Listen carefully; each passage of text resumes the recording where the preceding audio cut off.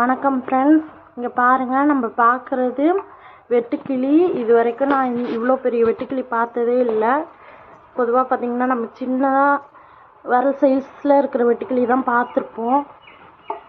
இது பார்த்திங்கன்னா இவ்வளோ பெருசாக இருக்குது. சென்டர் போர்ஷன் மட்டுமே, அது உடம்பு மட்டுமே பார்த்திங்கன்னா செடியோட தண்டு மாதிரி இருக்குது. அதோட கால் எல்லாம் 4 பக்கமும் பார்த்திங்கன்னா சின்ன புல் அதோட மேல் பகுதி மாதிரி இருக்குது. அதோட மீசை அது கூட பார்த்திங்கன்னா ஏதோ பட்டு போன புல் மாதிரி இருக்குது. நல்லா பாருங்கள், உங்களுக்காக நான் க்ளோஸ்அப்பில் காமிக்கிறேன். மூவ் ஆகாமல் நிற்கிது. இப்போ நான் அந்த குச்சி வச்சு தள்ளுறேன், நகரம் பாருங்கள். போகுது பார்த்திங்களா?